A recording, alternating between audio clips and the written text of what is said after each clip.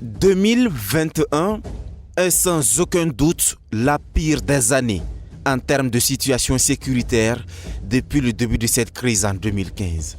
Pourtant, une lueur d'espoir s'était dessinée en début d'année. La hiérarchie militaire et le ministre de la Défense ont multiplié les sorties terrain quelques jours plus tôt pour assurer. Mais très vite, l'accalmie s'est avérée très précaire. Les choses se sont accélérées dans la majorité des régions de Burkina Faso. Celles de l'Ouest qui étaient plus ou moins épargnées jusque-là sont désormais dans l'œil du cyclone.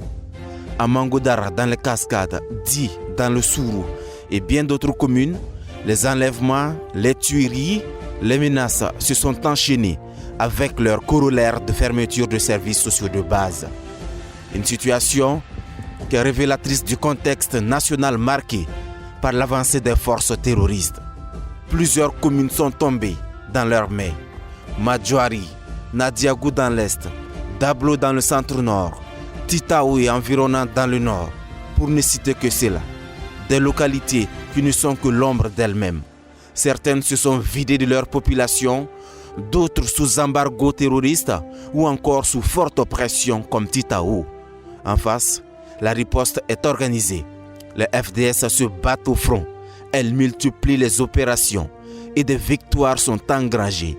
Mais des victoires qui restent très souvent noyées par la gravité d'un certain nombre d'attaques qui ont créé l'émoi et la consternation.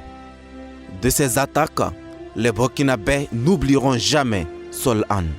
Cette nuit fatidique du 4 au 5 juin, où 160 personnes selon des sources locales et 132 selon le gouvernement ont été massacrées dans le Yaga. C'est le bilan le plus lourd, le plus meurtrier et sanglant depuis le début des agressions terroristes au Burkina Faso. Le choc est énorme.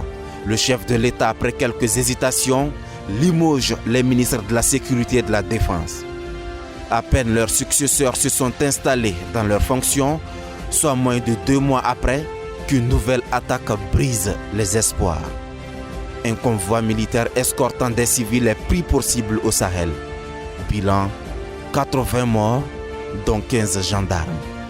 Alors que les Burkinabés pensaient avoir touché le fond avec ces bilans macabres, quelques mois plus tard, soit en novembre, l'horreur se produit une fois de plus.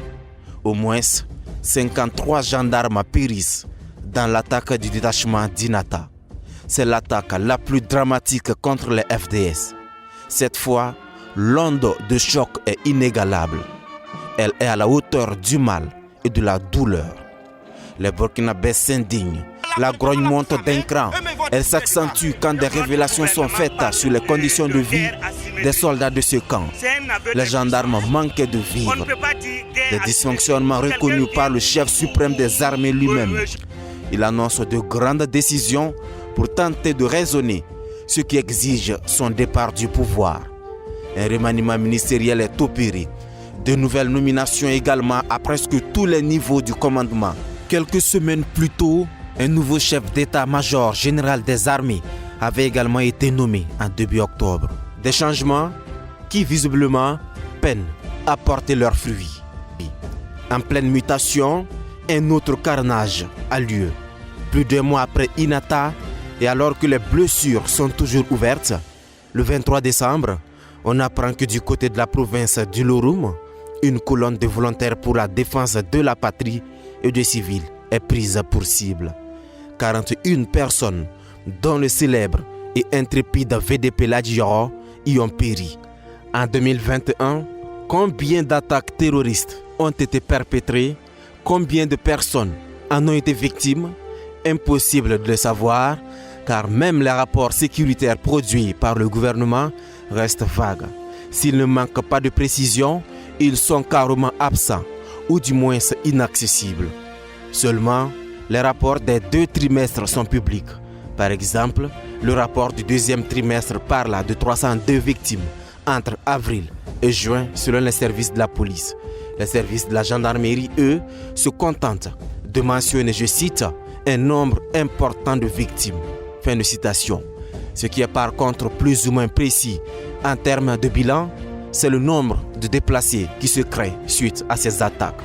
En une année, environ 1,5 million de personnes ont été obligées de fuir leur localité. Conséquence, en décembre 2021, on estime qu'un Burkinabé sur 10 est déplacé interne. Plus d'une école sur 10 est fermée pour insécurité, affectant plus de 424 000 élèves. En 2021, on parle d'environ 500 nouvelles écoles fermées pour insécurité, soit un total de 2923 établissements scolaires. Quant au nombre de victimes depuis le début de la violence terroriste, les chiffres évoquent 2500 morts, dont 500 FDS. L'insécurité au Burkina Faso n'est pas seulement marquée par les attaques terroristes. 2021 a été dominé également par l'augmentation des attaques à main armée et autres crimes. Rien qu'au cours des 2 premiers trimestres, plus de 38 000 cas de crimes et de délits ont été commis au pays selon la police et la gendarmerie.